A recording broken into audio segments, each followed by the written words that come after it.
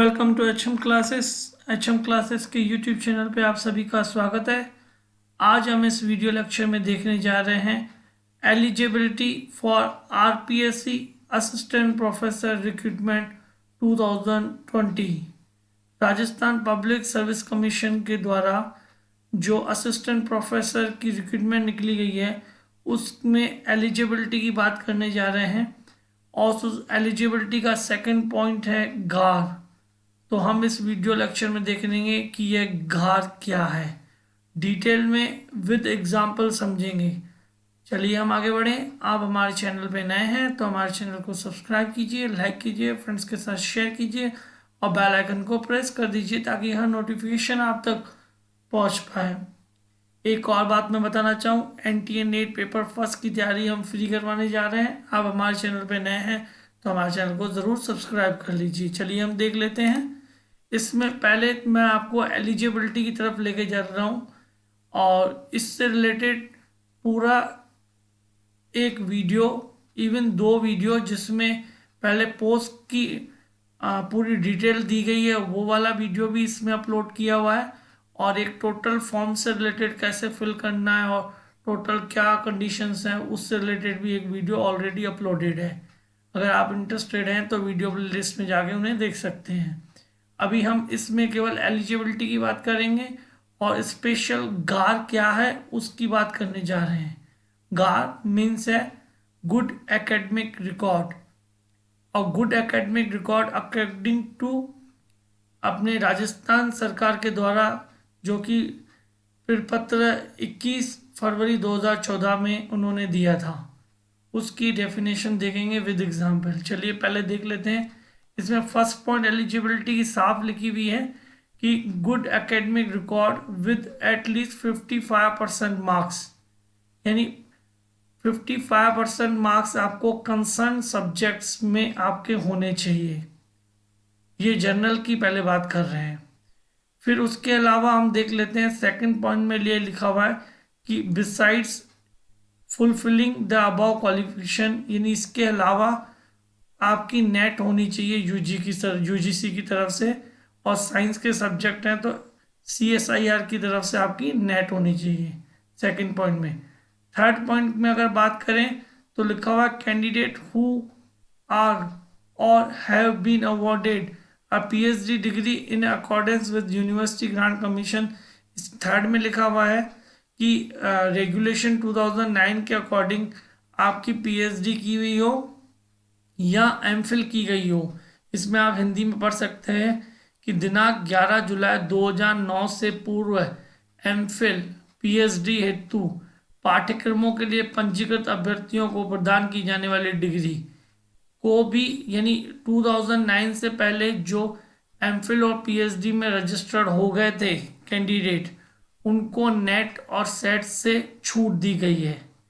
वो भी form fill करके एग्ज़ाम फाइट कर सकते हैं। उसके अलावा जो मेन चीज़ें हैं इसमें वो देख लेंगे हम। सेकंड पॉइंट आप देख सकते हैं working knowledge of Hindi return Devanagari, ये इम्पोर्टेंट नहीं है इतना। सेकंड पॉइंट के नीचे आप देखें गुड एकेडमिक रिकॉर्ड की परिभाषा, जो कि ऊपर लिखा हुआ था इसमें good academic record with at least 55%। यहाँ पे मैं आपको एग्जाम्पल भी दूंगा और उसको अच्छी तरह से समझाऊंगा भी कि गुड एकेडमिक रिकॉर्ड की जो परिभाषा है राज्य सरकार के पत्र दिनांक 21 फरवरी 2014 के अनुसार, इसमें लिखा हुआ good academic records mean an average of at least 55% marks in 3 examination proceeding to master degree.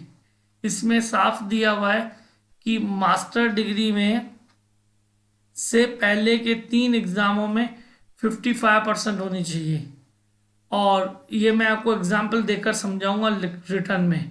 पहले आप इसको रीड कर लेते हैं कि 55% आपको मास्टर डिग्री चाहिए, एमकॉम हो, एमएससी हो या एमए हो। उससे पहले के 3 एग्जामों में जनरल के लिए 55% मार्क्स होने चाहिए, और उसके अंतर्गत भी शर्त है कि ग्रेजुएशन में 50 या और उसके अलावा 10th और 12th में 50 होनी चाहिए।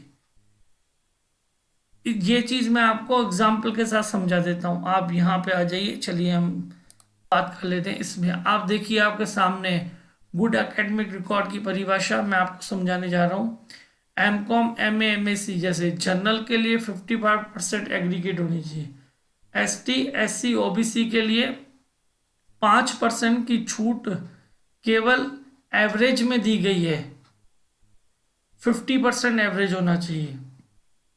अब उससे पहले के 3 एग्जाम जैसे बीकॉम, बीएससी, बीए, एक एग्जाम, एक 12th एग्जाम और एक 10th एग्जाम, यानी इससे पहले ये 3 एग्जाम जनरल के लिए मिनिमम ग्रेजुएशन में 50 और 12th और 10th एक में कम से कम 50 होनी चाहिए। 2 जगह आपको 50 चाहिए। ये जो कंडीशन है ये कंडीशन आपके जनरल, एसटी, एससी, ओबीसी सबके लिए लागू है कि आपको ग्रेजुएशन में 50 चाहिए, 10th और 12th दोनों में से एक में 50% चाहिए। अगर जैसे मैंने यहाँ पे अपने हिसाब से बनाया है, यहाँ पे जैसे 50 कर दिया जो मिनिमम है, यहाँ पे भी 50 है, यहाँ पे 60 कर दिया और यहाँ पे मैंने 10th में 55 कर दिया। अब चाहे तो ये यहाँ 12th में ज़्यादा बढ़ सकती है, यहाँ पे 50 या उससे कम भी हो सकती है क्योंकि 12th में 50 से अबव है। 2 में से एक में 50 जा रहा है। और यहाँ पे आप देख सकते हैं कि आपको एसटी, एससी, ओबीसी से बिलोंग करते हैं तो आपको बीए, बीकॉम, बीएससी में 50% चाहिए और 12th और 10 में से एक में 50 कम से कम चाहिए, या 50-50 तो आपको चाहिए ही चाहिए। तो तीसरे में आपके उससे ज़्यादा भी हो या कम भी हो वो आपके ऊपर डिपेंड करते हैं, यानी इतने मार्क्स तो आपको कम से कम चाहिए होंगे क्योंकि इसमें साफ लिखा हुआ है कि एवरेज में 5% की छूट एग्रीगेट मिल रही है, लेकिन पर्टिकुलर पर ईयर की छूट आपको नहीं मिल रही है, यानी मिनिमम आपको जनरल की तरह ही ये रूल्स लागू हो रहा है गुड एकेडमिक रिकॉर्ड गार के अकॉर्डिंग। और यहाँ पे आपको 55 जनरल और एसटी, एससी, ओबीसी जो नॉन क्रीमिलियर है उनके लिए 50%। वापस हम चलते हैं, एक बार मैं आपको फिर शो कर देता हूँ। देखिए आप, good academic record means an average of at least 55% marks in 3 examination proceeding to master degree with at least 50% in graduation. देखो 55% तो आपको एमकॉम में एग्रीगेट यानी आपको होने चाहिए, फिर आपके 50% in graduation and any one of secondary और हायर स्कूल, हाई स्कूल या हायर सेकेंडरी, सीनियर सेकेंडरी और equivalent grades in the point scale wherever grading system is followed without include any grace marks and round off to make the 55% or 50 as the case may be।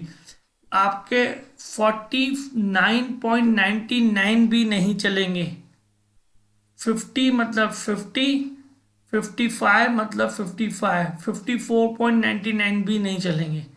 ये साफ इसमें कहा गया है और इसमें साफ लिखा हुआ है उक्त अच्छे शैक्षणिक अभिलेख में अनुसूचित जाति, अनुसूचित जनजाति व अन्य पिछड़ा वर्ग नॉन क्रीमिलियर व अति पिछड़ा वर्ग नॉन क्रीमिलियर एवं निःशक्त जन वर्ग के अभ्यर्थियों को 5% अंकों की छूट दे है। 5% की छूट दे है। उक्त यानी जनरल 55 और वो 50। उक्त 5% अंकों की छूट औसत 55% अंकों में दे, यानी औसत में 5% की छूट है, लेकिन सेकेंडरी या सीनियर सेकेंडरी तथा स्नातक तीनों परीक्षाओं के अंकों में पृथक पृथक रूप से 5% अंकों की छूट दे नहीं है। साफ इसमें लिखा हुआ है कि आपको एज अ जनरल की तरह ही एकेडमिक रिकॉर्ड में ट्रीट किया गया है, केवल एग्रीगेट में आपको 50 माना गया है। एग्रीगेट में तीनों की एग्रीगेट 50% चल रही है, 5% की छूट है, लेकिन पृथक पृथक रूप से वही रूल्स लग रहा है जो जनरल में है कि वहाँ पे आपको 50 चाहिए ग्रेजुएशन में, 10th या 12th में एक में 50 चाहिए और बाकी आप जो भी उसमें हो कम ज़्यादा। ये है इसकी राइट परिभाषा। अगर आप इससे रिलेटेड कुछ और या इसमें कुछ आपको लगता है कि गलत है तो आप कमेंट बॉक्स में कमेंट कर सकते हैं, हम आपको वहाँ पे रिप्लाई करेंगे।